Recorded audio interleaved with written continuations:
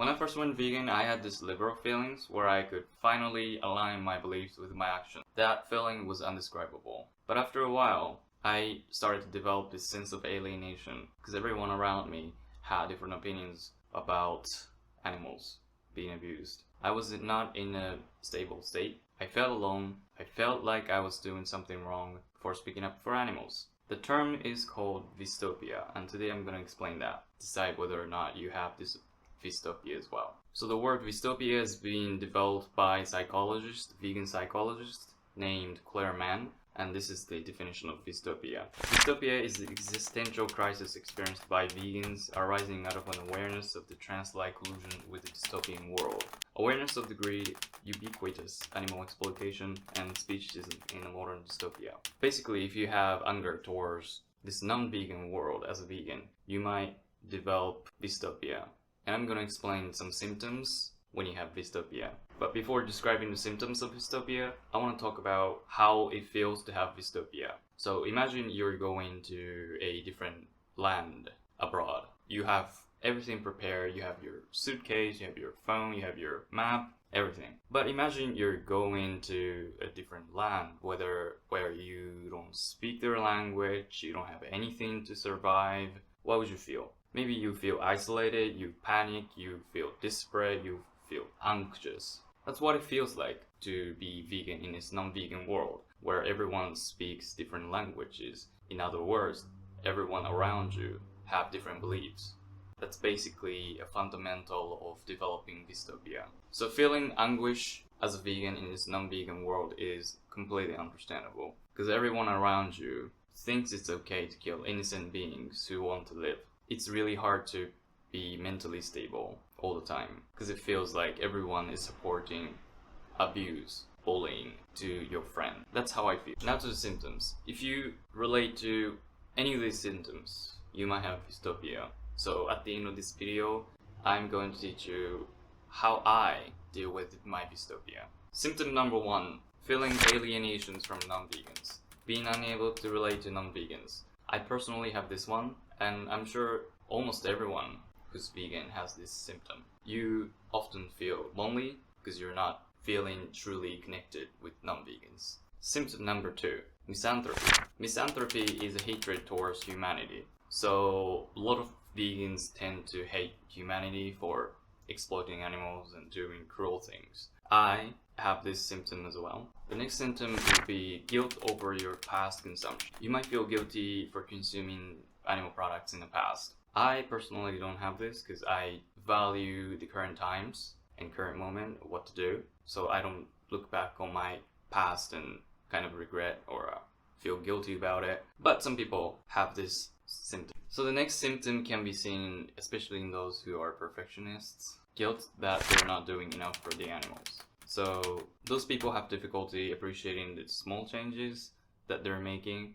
Although they advocate for animal rights, they dedicate their time and energy to spread awareness for the animals. They just don't think they're doing enough to save animals. I used to belong to this category when I was going to a lot of marches and joining vegan groups. How I dealt with this, I'm gonna share it at the end of this video. So the next symptom is inability to enjoy the normal aspects of your life. You're not able to enjoy what you enjoyed, whether it's holiday celebration, going to sports, and etc.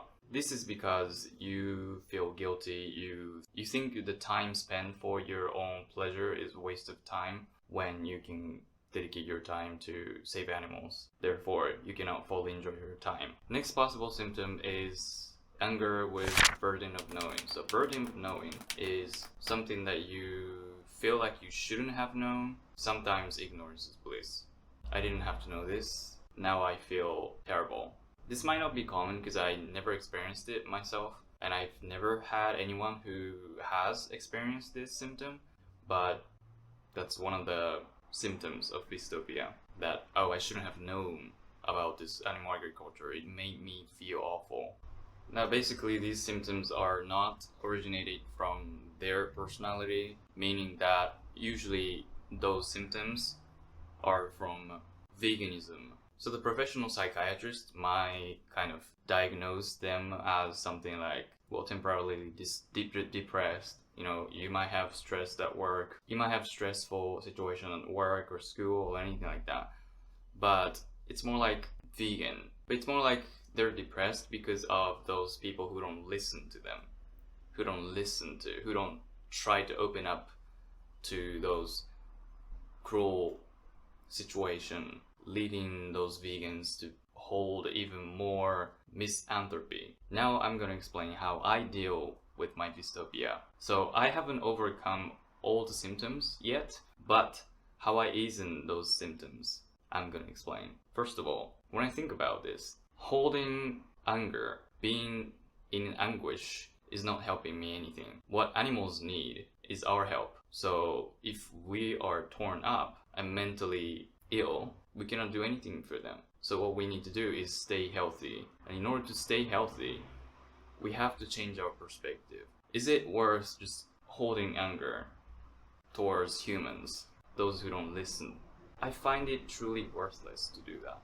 It's just waste of time and energy. That's how I find it. It is important to kind of get reminded of the situations so we keep speaking up for the animals. It's more important to take care of yourself first. And even for other humans, if vegans are always depressed, they're not going to be attracted to us. So what we need to be ready to help animals is to stay mentally strong. One way is to meditate daily. Meditation helps me concentrate, mentally stable. Meditation has helped me become calm, more stress tolerant, and develop perspective on life. So even when someone doesn't listen to me, someone doesn't try to open up, that's a fact. Being angry at that fact didn't get me anywhere good. So instead, I focused on what I can do.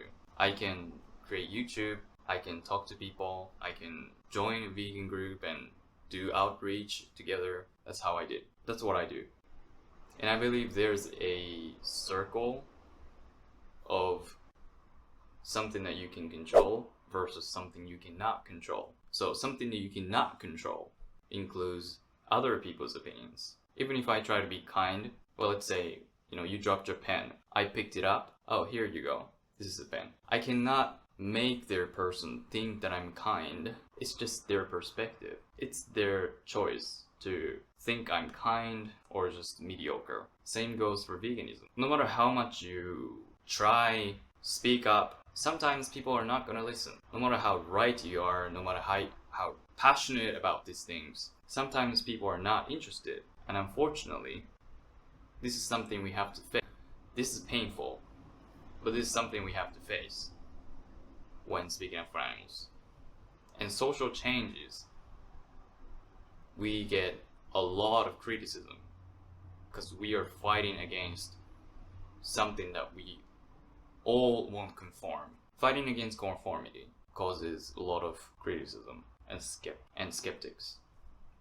So by meditating and knowing that there are some things that we can change and something we cannot change, have kind of become more objective, and I no longer waste my energy or time holding anger towards non-vegans or whole humanity. I hope this video has been helpful. And if you ever need to consult with anyone, I'm here available on Instagram. And please direct message me if you want to have someone to talk to. Vystopia is dangerous, and we all need someone who can share our beliefs and feelings. As I described in this video, I was referring to a book called Vystopia. It's written by Clare Mann. That's how I knew the term, and I want you to check it out. I include a link in the description below, so you can into Amazon.com and check it out. That's it for me for now, and I will continue talking about this mental issues among vegans because it's significant. And since we're a minority still, what we desperately need is the support from each other. Thank you so much for watching, and I'll see you next one. Bye.